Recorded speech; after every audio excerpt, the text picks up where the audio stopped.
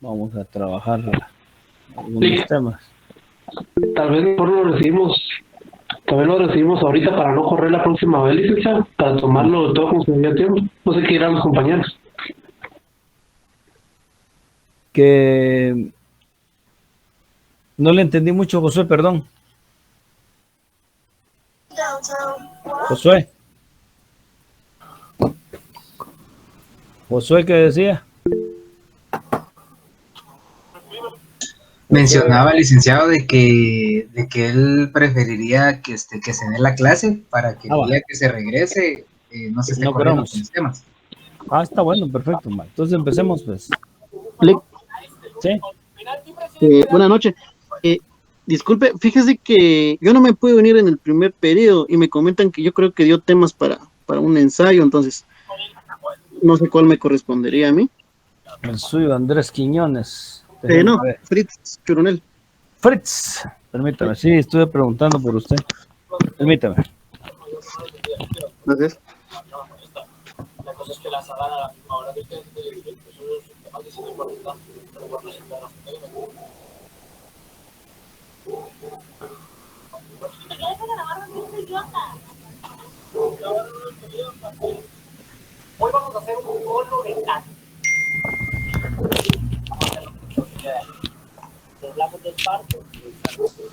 Voy a buscar.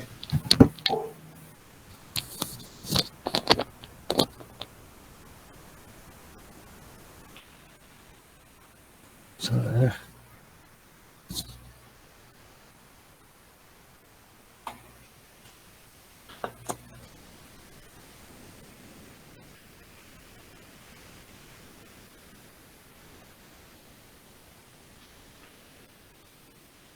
Fritz, a usted le tocó al análisis de la estructura tributaria en el país.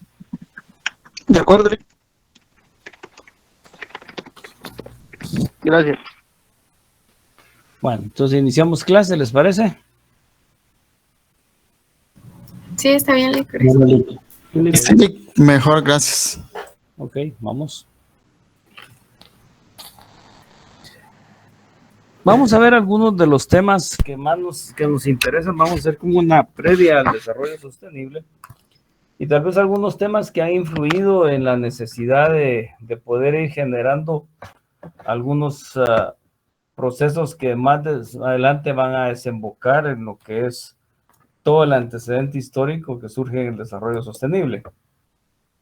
En esta presentación vamos a ver algunos elementos como es la globalización, que contribuye en gran medida a que exista un proceso de internalización de las relaciones de producción a nivel mundial. Y cuáles han sido las tendencias, como decíamos, en América Latina, cuando hablábamos del consenso Washington y todo lo demás, cómo cambiar hacia un patrón distinto en el desarrollo de las economías, que es el desarrollo sostenible, y un cambio hacia un nuevo paradigma tecnológico, una economía del aprendizaje, las ecoinnovaciones y las recomendaciones de política económica para ver de qué manera podemos ir mejorando todo el proceso productivo en el país. Si miramos entonces cada uno de esos elementos, vamos a ver que definitivamente vamos a encontrarnos con que los cambios se gestan en medio de un proceso globalizado de las economías. Esto, por un lado, la globalización económica nos trae un alto volumen de comercio, la desregulación en el proceso de libre mercado, o sea, la apertura de los mercados a nivel mundial. Eso, desde luego, hace que las economías se vuelvan mucho más competitivas y al volverse mucho más competitivas, a través de este tipo de procesos van a vender una mayor productividad dependiendo del tipo de producto y aquel que tenga mayor demanda en los mercados. Y eso, desde luego, entra en un proceso en el cual se genera una competitividad importante dentro de las sociedades.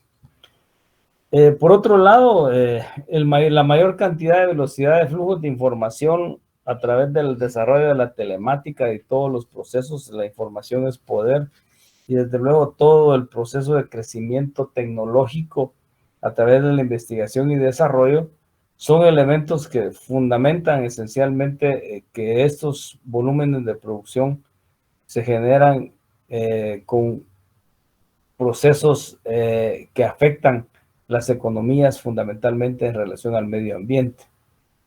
El rápido crecimiento de una nueva y sofisticada tecnología también, vamos a ver que cada vez más estamos utilizando todo un proceso de elementos para poder generar mayores productividades.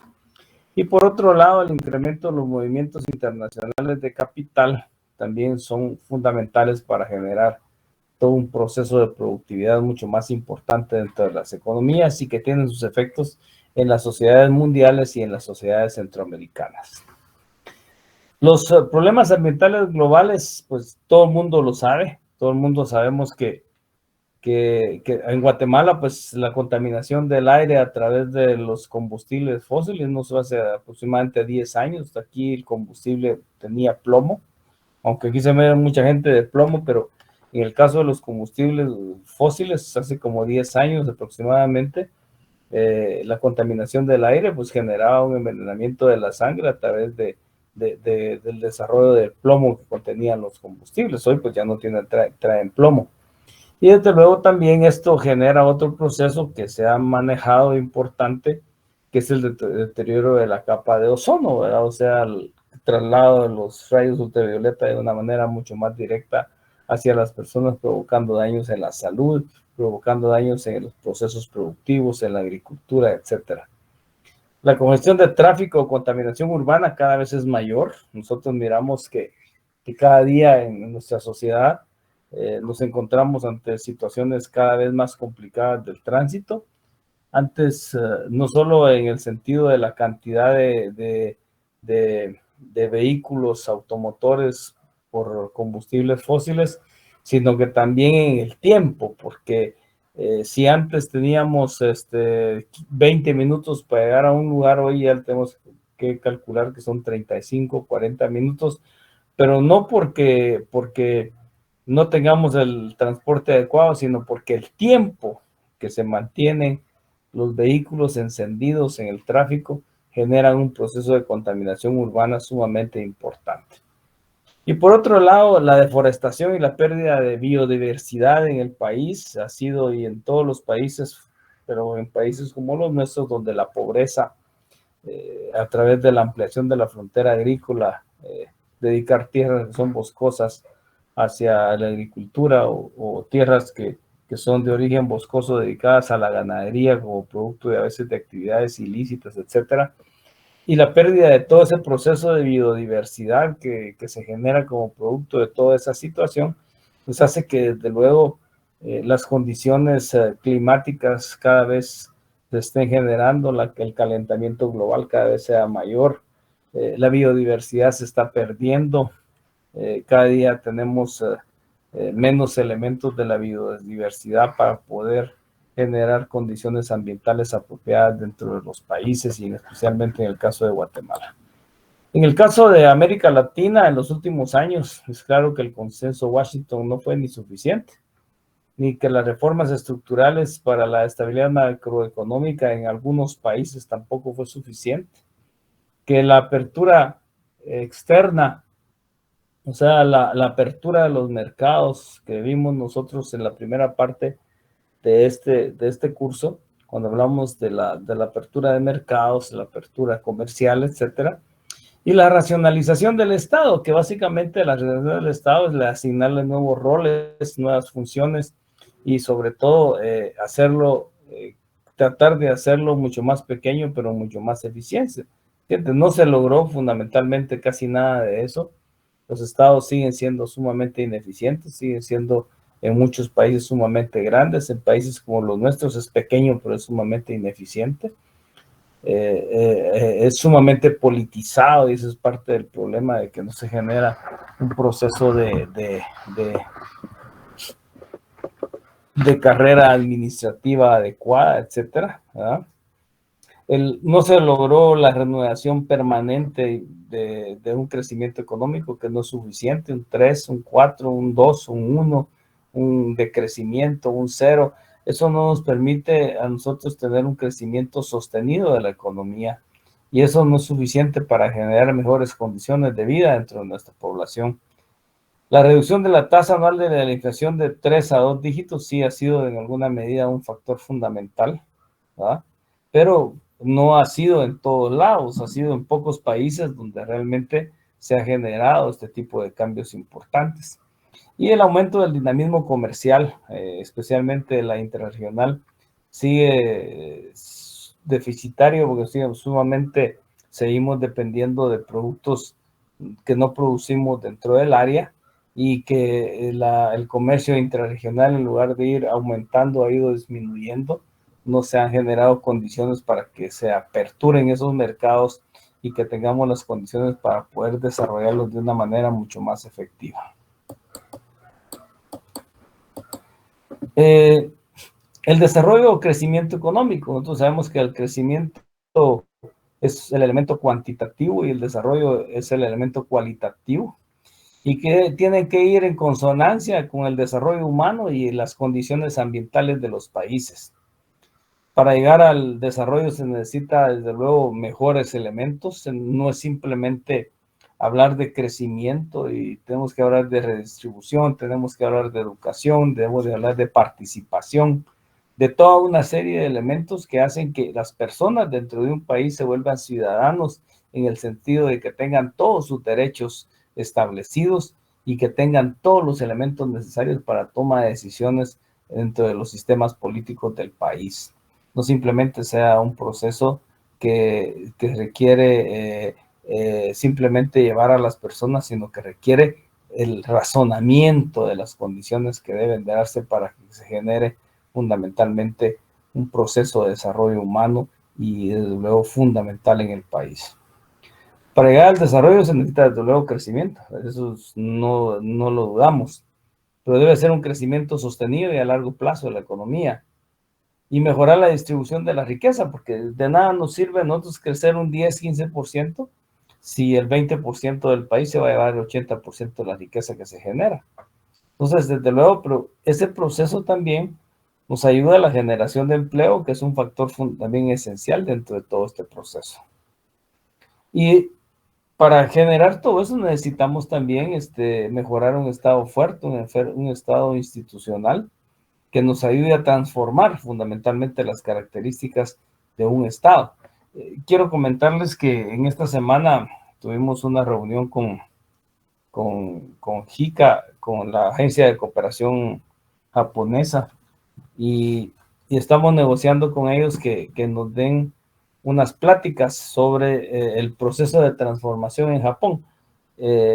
Nos reunimos con ellos y vamos a hacer una propuesta esta semana. Bueno, ya la llevábamos hecha desde luego, para ver de qué manera ellos nos pueden dar lo que le llaman la clase JICA. Eso va a venir que venga un economista a darnos una clase de desarrollo económico, y cómo históricamente Japón, a través de la dinastía Meiji, cómo transformó, inclusive mucho antes de la Segunda Guerra Mundial, aunque Japón es un país perdedor, ya su crecimiento productivo era un factor esencial dentro del desarrollo de la economía. Y entonces, desde luego, todas estas características hacen que el desarrollo y que los países, para poder garantizar un mayor crecimiento económico y un mayor desarrollo económico, se requiere una inserción inteligente dentro de la economía internacional. Competir con aquellos productos en el cual tenemos ventajas comparativas, y además, como decía David Ricardo, en el cual teníamos ventajas comparativas, pero con la globalización tenemos que decir en la actualidad que ahora necesitamos las ventajas competitivas, o sea que debemos de tener los elementos microeconómicos necesarios para poder competir dentro de un proceso mucho más desarrollado que nos establece la globalización económica. Y en la actualidad, pues se habla también de que el crecimiento de este tipo de actividades de competitividad a través de desarrollo tecnológico sea un crecimiento limpio de la economía. Significa eso que no seamos una economía sumamente contaminante. En Roma, por ejemplo, se habló de una conferencia que se llamaba Los límites del crecimiento económico, porque el crecimiento puede ser, pero el nivel de contaminación que puede generar ese crecimiento económico realmente es dañino para la actividad de la acción humana dentro de las sociedades. Entonces se ha incrementado, dice, la participación de las personas, como les decía, de los sistemas políticos en la toma de decisiones, en hacerlos como más ciudadanos, más parte de ese proceso, en la distribución del ingreso y de los recursos. Hoy, por ejemplo, con ese incremento de la participación de las personas y de hacerlos ciudadanos en la toma de decisiones y que tengan todo el proceso necesario de conocimiento para poderlo ver. Hoy salí en la mañana y ya comencé a ver lleno de propaganda todavía todo eso de la calzada Roosevelt. Y cuando uno va por la calzada Roosevelt, no van a creer que fui a otra cosa la calzada Roosevelt, por ahí vivo, no van a pasar mal, por favor. Entonces, cuando vi por la calzada Roosevelt, vi que tenía una foto ahí en grande donde aquel alcalde de Ipala le estaba quebrando la madre a Neto Brand. Y hoy, miren el populismo que da, y aparece la manada, y aparece el gran cachete de Neto recibiendo la manada, dice, me quiebro la cara por Misco, dice. O sea, imagínense, con ese tipo de decisiones, con ese tipo de payasadas, nosotros vamos a tomar decisiones inteligentes para nuestros sistemas políticos, y en la cual desde luego se toma decisiones no significa ese tipo de decisiones, sino que significa decisiones basadas en programas y en procesos que nos garanticen que van a tener sus programas van a ser de beneficio para la sociedad. Entonces, hay que pensar que hay de haber un cambio fundamental en el paradigma económico de nuestras economías y un cambio importante en el paradigma económico-político de las economías que se manejan en la actualidad.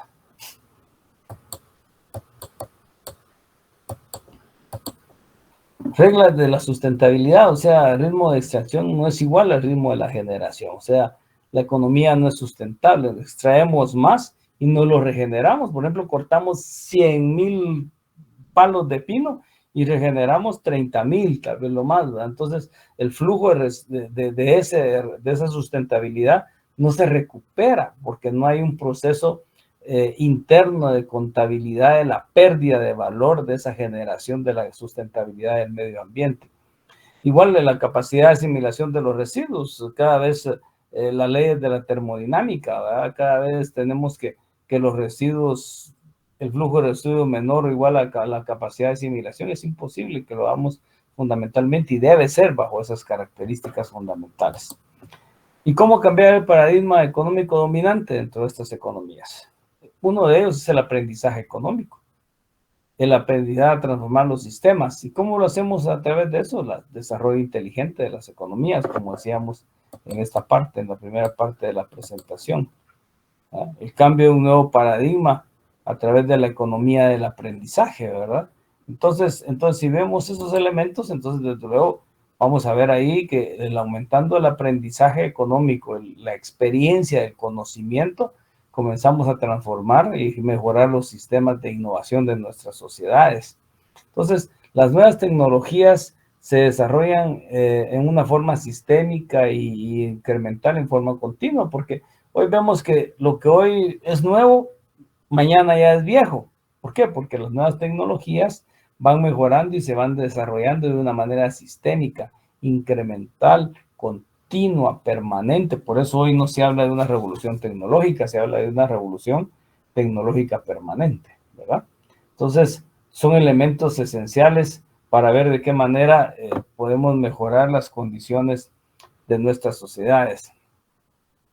Los sistemas de innovación, el transformar el conocimiento en innovaciones también mejora el nivel de competitividad, aumentar la esfera productiva, y eso es un análisis microeconómico que se tiene que hacer fundamentalmente, desde luego, a través del proceso productivo de nuestras sociedades.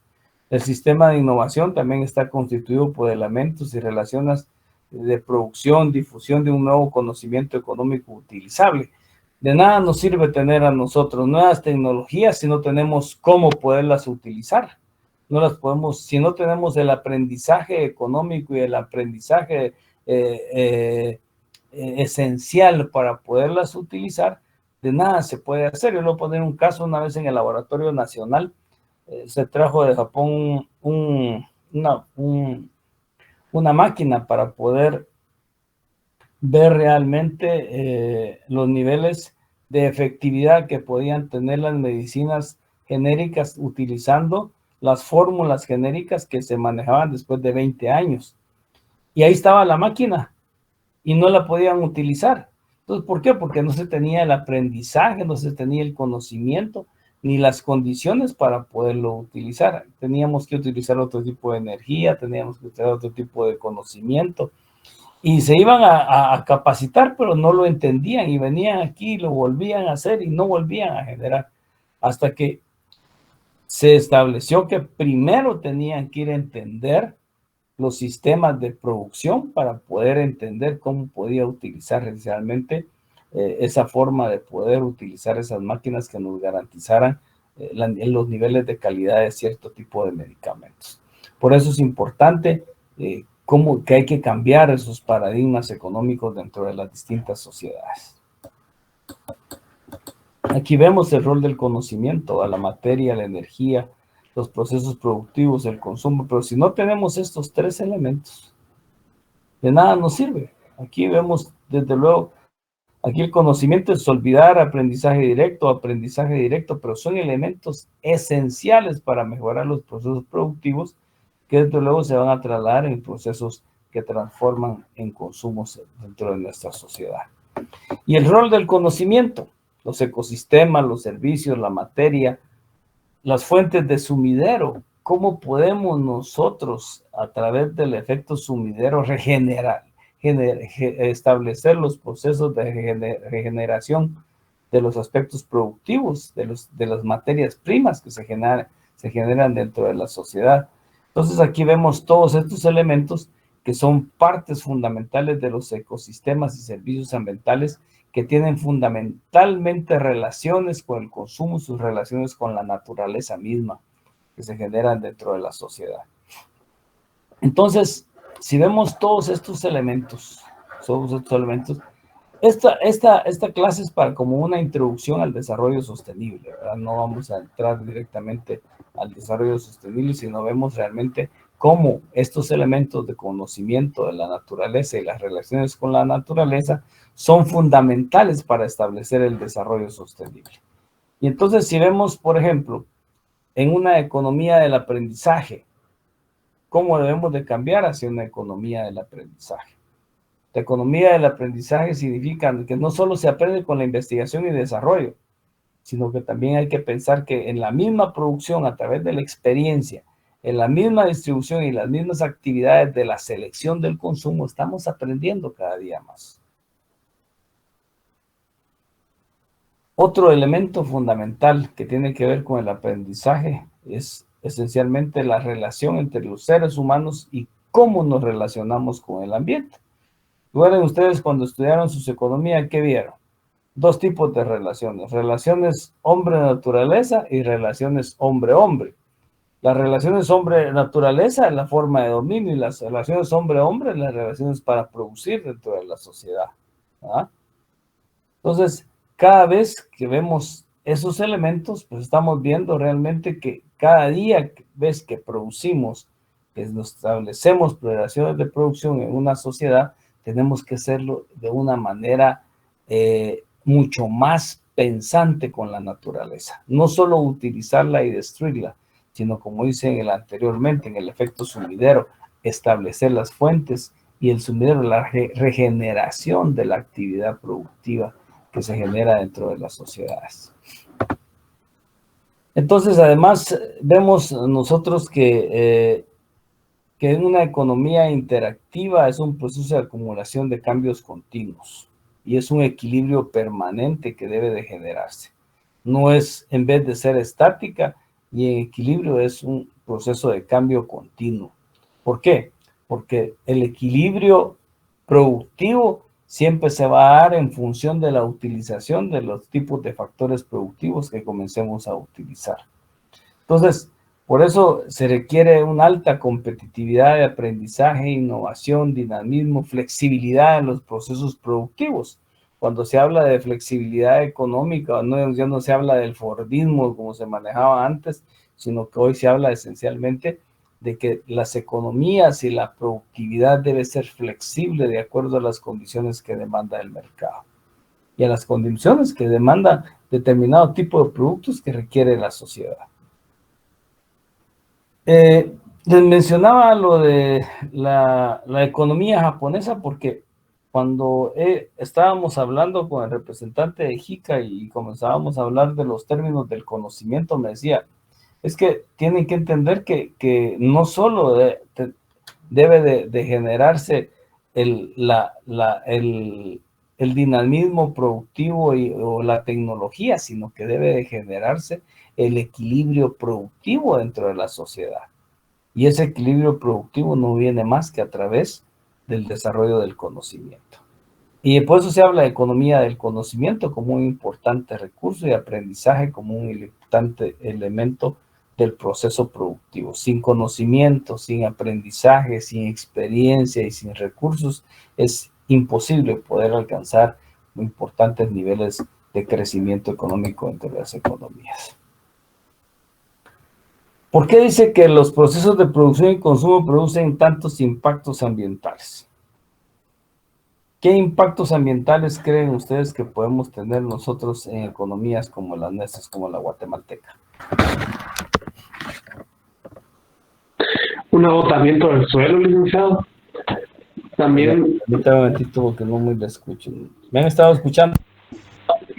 Sí, licenciado. Un agotamiento del suelo. Perfecto. Sí, Josué, ahora ya lo escucho, perdón. Un agotamiento del suelo. Agotamiento en el mundo, en la producción de caña de azúcar, se usa mucha agua, lo que causa que usen tanta agua que dejan a muchas comunidades y extensas zonas de territorio sin el agua que ellos necesitan, licenciado, ya que ellos o lo consumen o secan los pozos o, digamos, desvían los ríos para regar los plantíos de caña de azúcar. Otra cosa es la contaminación del aire por todas las quemas que hacen casi a diario, licenciado. Correcto, sí, tiene mucha razón en ese sentido. Por ejemplo, la contaminación del aire es realmente importante en este país, pero veamos qué pasaría si no dejaríamos de hacer eso cuando vemos que gran parte de la población se ocupa en ese tipo de actividades. Usted sabe que Guatemala, no es que esté defendiendo nada de eso, simplemente lo estoy mencionando. En la producción de azúcar es como el tercer productor mundial, siendo que la unidad de producción, las unidades de la cantidad de tierra por unidad de producción en Guatemala viene siendo el triple que el resto de países. Y mire cómo utilizan, pues, el bagazo de caña, ¿para qué lo utilizan? Para la energía. ¿Por qué cree que queman la caña, Josué? No lo sé, licenciado, yo realmente no estoy instruido en eso, pero si tengo que suponer algo, que está muy probable que esté equivocado, tengo que suponer algo, tal vez para limpiar el suelo. No, fíjese que lo utilizan para generar mayor productividad en el corte de la caña. Fíjese que digamos, si usted no quema la caña, un cortador de caña le puede producir, ¿qué? 5 toneladas. Y también para transportarla, sí, se les hace más fácil así. El peso, el transporte, o sea, tienen una serie de beneficios importantes. Además, en la caña hay mucha culebra y picaban muchos trabajadores. Y entonces queman todo eso, pero básicamente es para mejorar la productividad. O sea, la cantidad de producción por persona que comienza a cortar caña. Inventaron aquí un tipo hasta de machete para poder cortar esa caña. Pero desde luego genera grandes impactos ambientales. Yo le digo una cosa, yo no estoy de acuerdo con que hoy me cambié de lugar, disculpe, más cómodo en esta área. Cuando uno va a la costa sur y en cualquier lugar, puede generar cualquier tipo de enfermedad respiratoria, porque todo el tiempo está circulando, ustedes han visto como un hollín, el hollín de la caña de manera permanente, y eso desde luego genera efectos nocivos. Y otro elemento que usted acaba de mencionar y que es fundamental es el agua. Aquí, por ejemplo, también se ha denunciado que desvían el agua, pero el agua muchas veces la utilizan para dos cosas. Usted sabe que los cañeros son los mayores productores de energía en este país. ¿Por qué? Porque los ríos que vienen de ese lado son de corriente rápida. ¿Por qué? Porque inmediatamente van a desembocar al Océano Pacífico. Y al ser de corriente rápida, tienen mayor facilidad para mover las turbinas y generar energía. Además, con el bagazo y todo lo demás, producen combustibles y producen azúcar. O sea, se da una reproducción de que ahí vemos realmente la aplicación tecnológica tal vez más importante en la agricultura que tiene el país en ese campo, ¿verdad? Pero desde luego de que genera grandes impactos ambientales es lo que mencionábamos en la presentación, que debe mantenerse un nivel de equilibrio que no dañe la relación hombre-naturaleza, la relación hombre-hombre, los procesos productivos, y que esto desde luego no contribuya al deterioro de las contaminaciones importantes que se dan dentro de las sociedades. Y ahí, como le digo, usted tiene toda la razón. Pero por otro lado también tenemos que pensar en que qué pasaría si no se hicieran ese tipo de cosas en el país. Yo le digo una cosa, que cuando a veces uno habla históricamente de cómo en Guatemala la estructura agraria se ha ido formando a través del tiempo, ustedes lo han entendido perfectamente, es una relación estructural. No puede existir el minifundio sin que existe el latifundio como una relación de causa y efecto, ¿verdad? Porque ¿dónde pasarían el otro tiempo cultivando? ¿Dónde pasan el otro tiempo trabajando?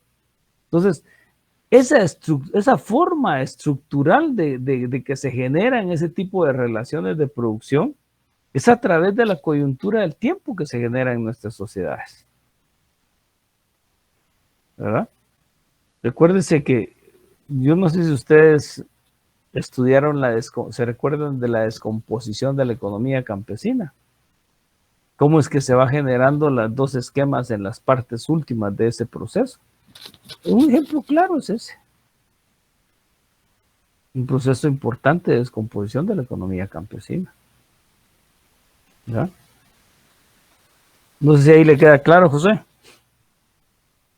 Sí, a mí me genera otra pregunta, realmente, si es, Sí. si es una actividad que realmente es la que emplea a la mayoría de la pega, que es la población económicamente activa, pues no veo qué otros espacios crear para la demás gente, ¿va, licenciado? Si realmente, a pesar de que no sé, tal vez no sé qué tipo de remuneración reciban, tal vez es baja, ¿no? Sí, miren, Realmente es nosotros... una actividad que no requiere demasiada capacitación, ¿va, licenciada? A menos que manejes un tipo específico de maquinaria, ¿va, licenciada? Sí, Pero claro, realmente mire, muchos de nuestros productos son competitivos en el mercado mundial.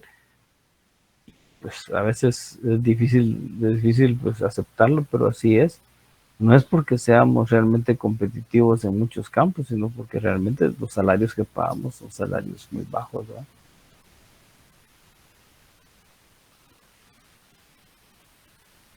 Entonces, por eso hablamos de competitividad.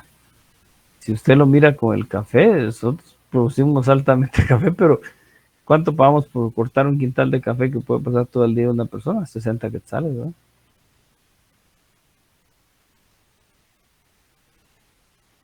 Entonces muchas veces somos competitivos en los mercados porque no tenemos del capital variable costos muy elevados.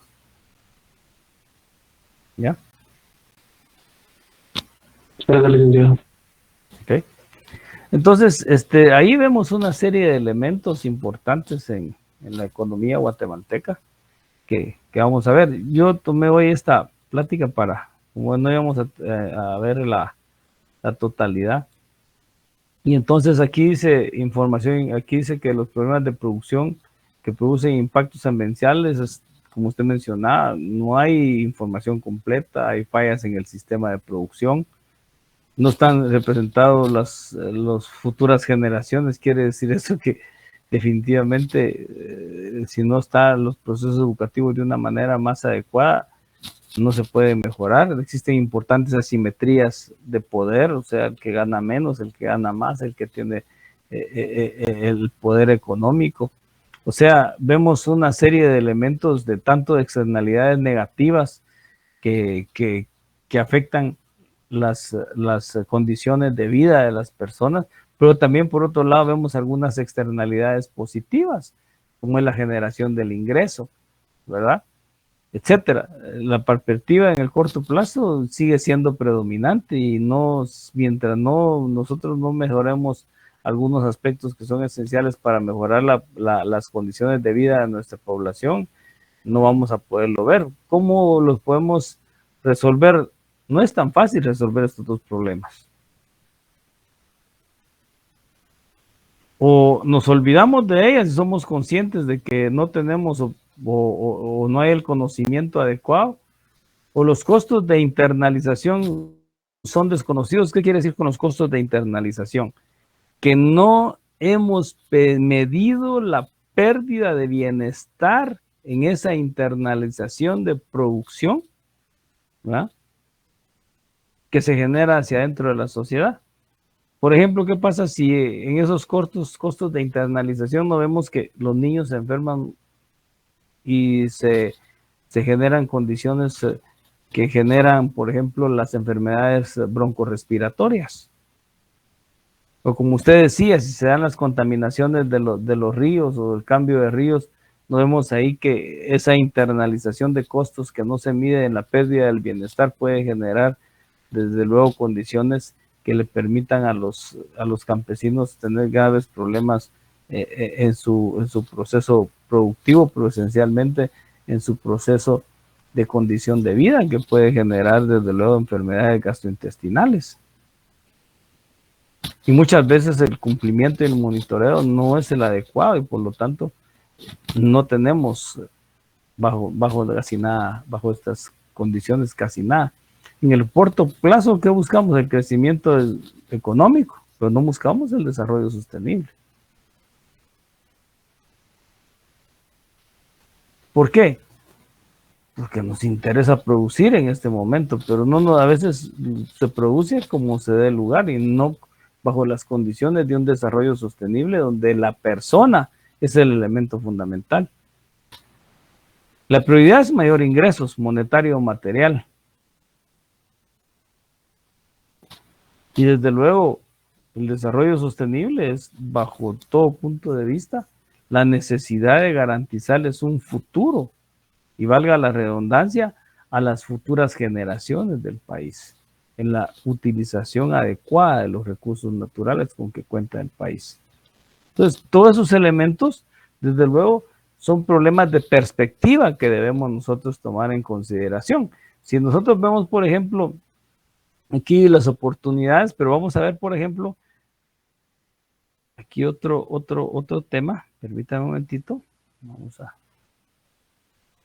Vamos a buscar otro tema aquí, que es importante que lo conozcamos.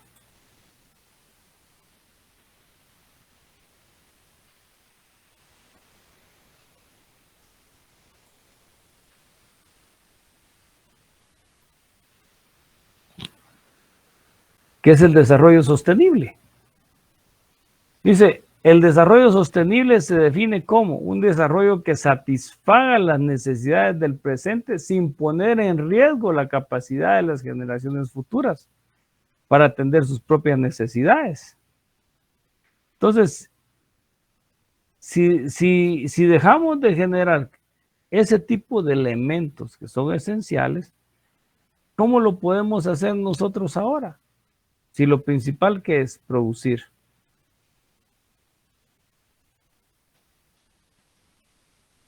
¿Verdad? Y si vemos otra diapositiva de esto, dice, por ejemplo,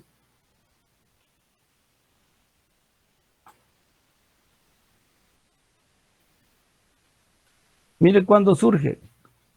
Mire, pues dice, el desarrollo que satisfaga las necesidades del presente sin poner en peligro la capacidad de las generaciones futuras para atender sus propias necesidades.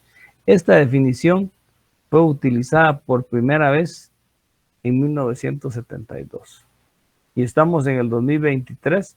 Así ha habido una serie de conferencias, la conferencia de Estocolmo, la conferencia de Río, y nosotros creemos nosotros que tenemos nosotros algún elemento fundamental de desarrollo sostenible. Tenemos en Guatemala componentes de una estrategia de desarrollo sostenible, o tenemos, por ejemplo, aquí en Guatemala una necesidad de ir definiendo cuál debería ser la estrategia de desarrollo sostenible en este país. Si vemos, desde luego debemos de empezar por la gestión macroeconómica como un elemento fundamental del desarrollo sostenible.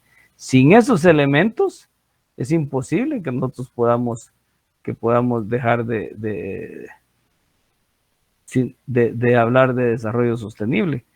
Pero sí, por ejemplo, si vemos la otra parte, vamos a ver que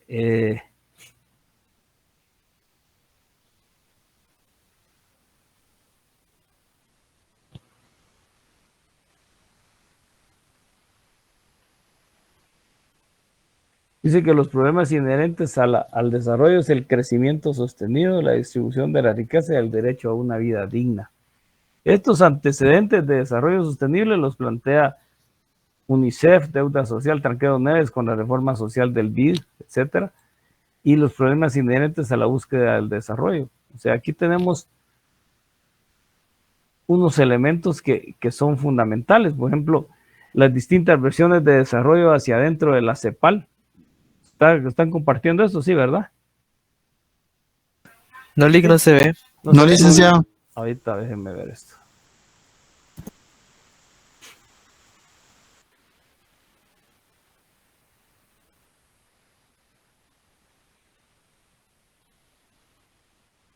Si vemos en el desarrollo de las naciones, si quieren ustedes aquí, la noción de desarrollo de los clásicos viene desde, imagínense, ¿desde cuándo? Desde la República de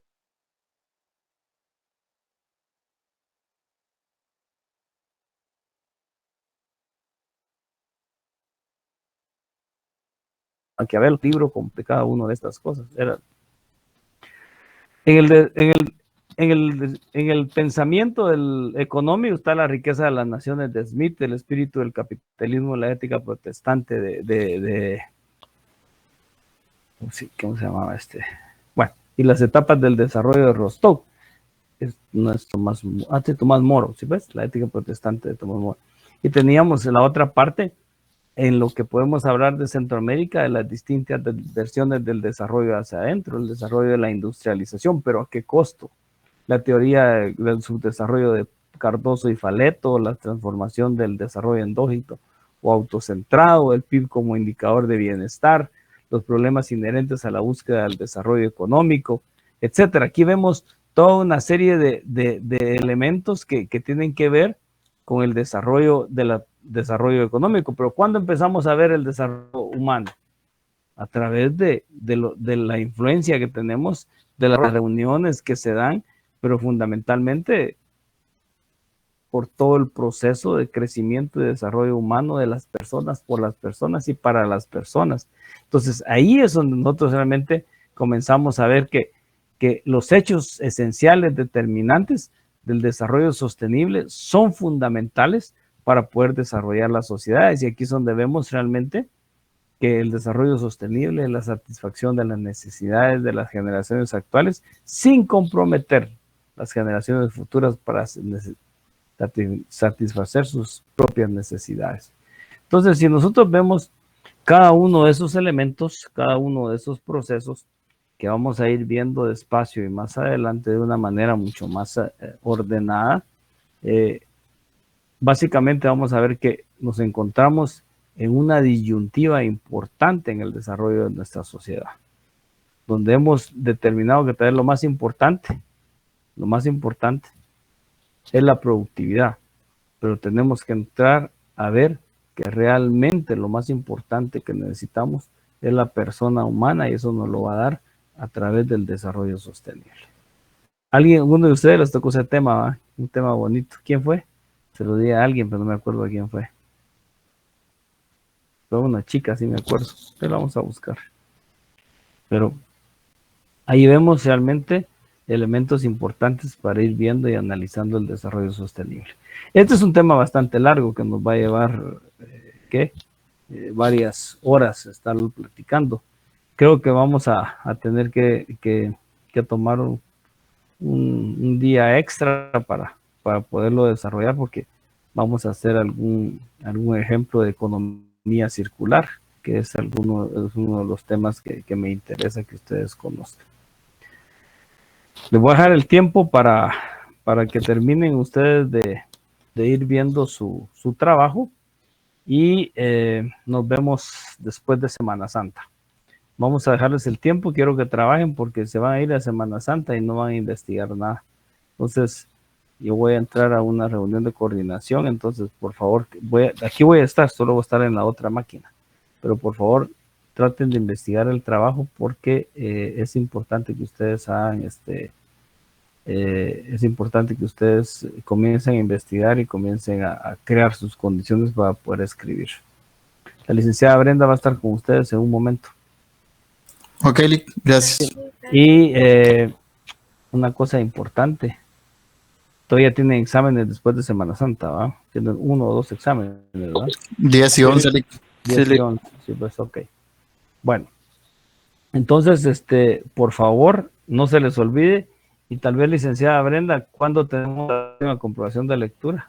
Sería al venir de Semana Santa, porque ahorita tocaría, licenciado, esta semana tocaría viernes, pero como ya no tenemos clase, ahorita, permítame. Vamos a ver aquí el calendario. Estamos cargados, el 9º semestre siempre es cargado. Permítame, ahorita voy a checar aquí el calendario. Y ya le doy, solo que los capítulos serían el 9, 10 y 11. Y la fecha ahorita se las voy a dar. Pongámoslo el día que entregan el 17. El 17. Bueno. Que sea un día viernes, que nos toque viernes. Ese sería 21 y sí tocaría ese fin de semana, esa semana, perdón. Va, ¿les parece el 21? Para que yo tenga 9 días, para que ustedes ya los otros días puedan integrar sus notas. Integrar ya todas las notas. 21 de abril tocaría la comprobación. Permítame, vamos a revisar. Fíjese, Lee, que esa semana no nos toca viernes. Nos toca la semana del 14, porque nos tocaría ahorita, abril no, sí, en la del 14. Tocaría viernes clase, 21, ¿no? Entonces usted me dice si la dejamos para 14. Sí, dejémosla para 14. Entonces lo que vamos a hacer es correrles la fecha de entrega del informe, del ¿cómo se llama? Del ensayo. ¿Para qué fecha creen ustedes que estarían listos para el ensayo? ¿Para el 21?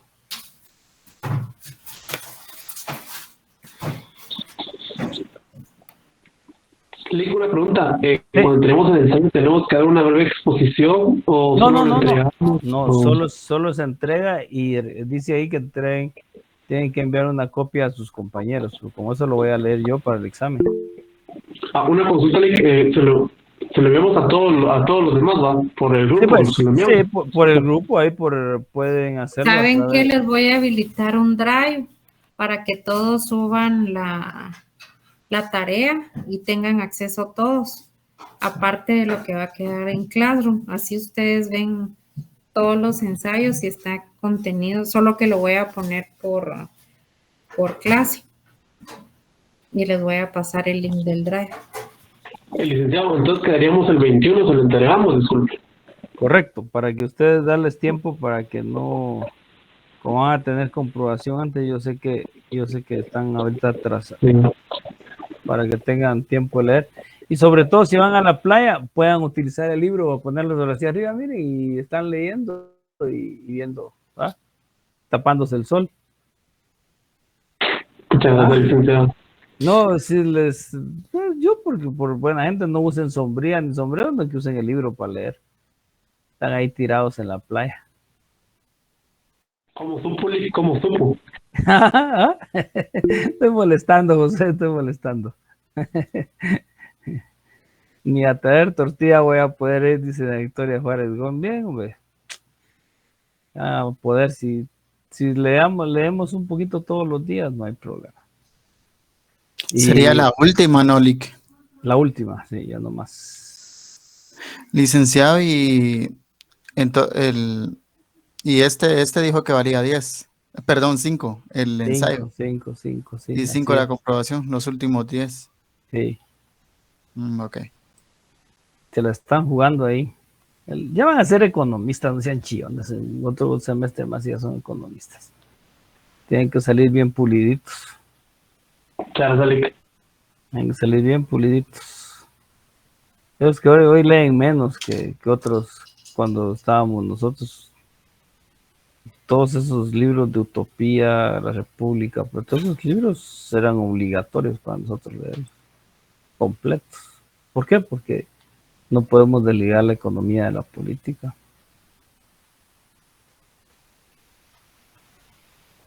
¿Verdad? Bueno, sigan trabajando, les voy a dejar media hora de tiempo. Yo voy a ingresar a una actividad y ustedes por favor se quedan con cámara abierta trabajando. No es que no, porque si no es así, solo que me disculpe, no, déjenme ver, vamos a ver si logro. Si logro no poder estar, voy a ver.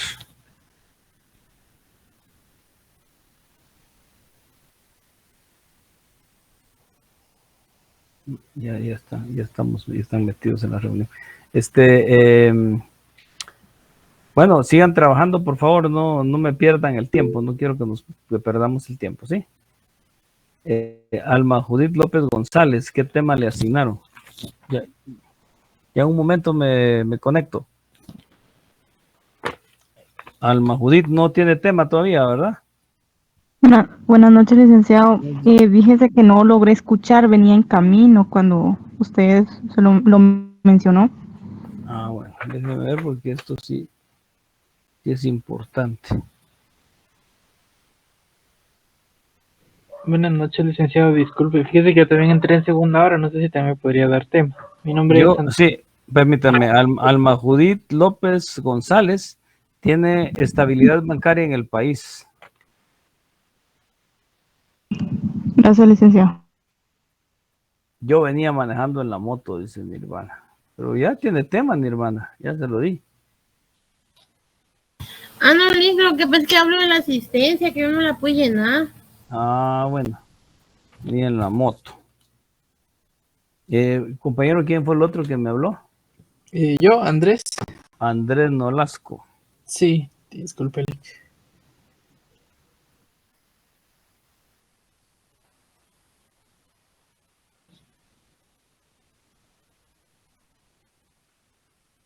Arlet Michelle, ya le di, ¿verdad? Porque Arlet está... ¿Ya tiene Michelle? Sí, licenciado. Me parecía que no, sí. Así. Déjeme ver Andrés Nolasco, no me aparece por aquí. Andrés Nolasco. Comportamiento de los precios de las materias primas en los últimos 5 años que produce Guatemala. Puede agarrar unas 10 materias primas, con eso me conformo. Ok, gracias, Lick.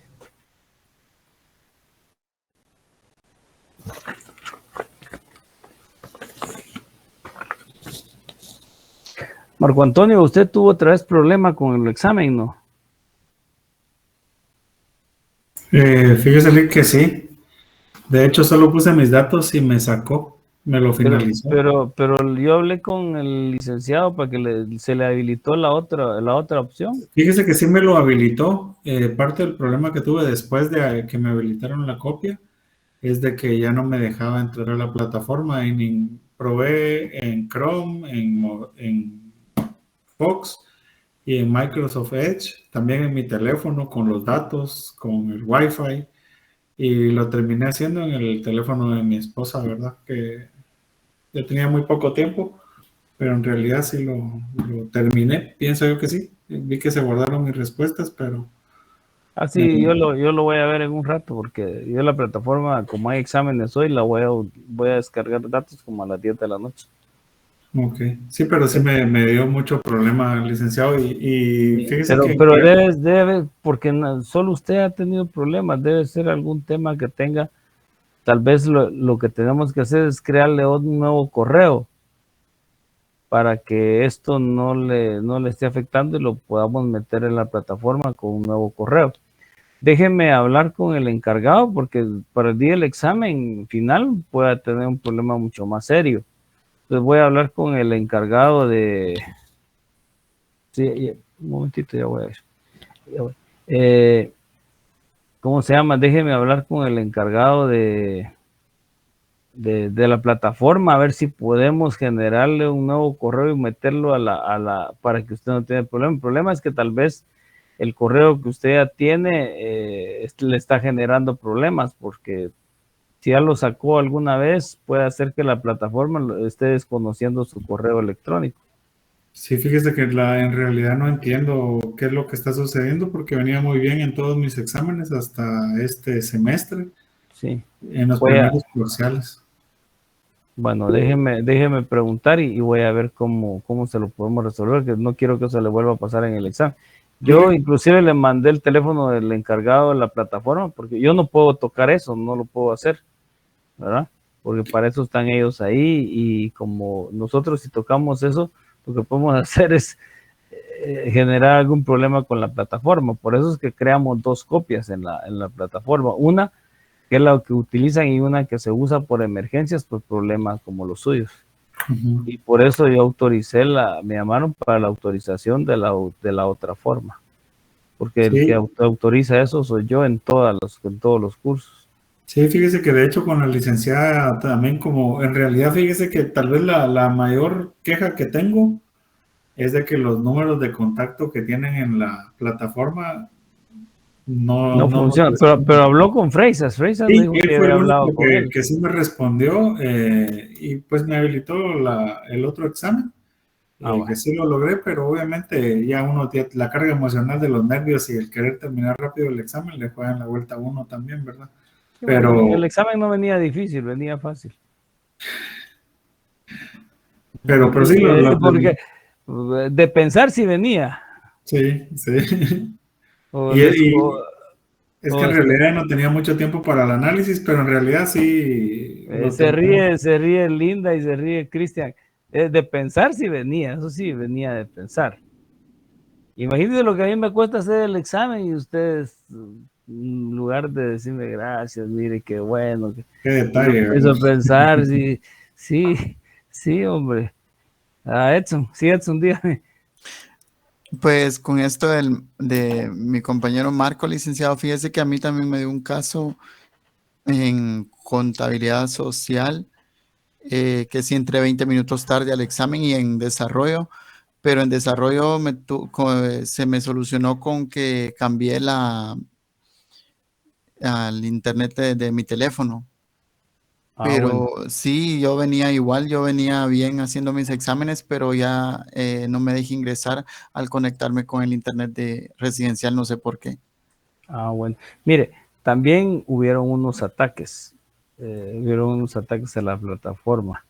En economía no habíamos tenido ese problema, pero como a veces la plataforma tiene más o menos acceso para 10,000, 15,000 personas a la vez. Y cuando atacan la plataforma, como ha habido problema con los jóvenes, no sé quién, ¿verdad? A veces hay hasta 50,000 entrando a la plataforma y es cuando se bloquea. ¿Cómo lo hacen? No me diga porque no lo sé. Sí, porque la verdad, sí, nunca me había dado inconveniente. Hasta este semestre he tenido Sí, ese inconveniente. puede ser que ese sea el problema porque sí nos comunicó que sí hubieron algunos ataques a la plataforma. La ventaja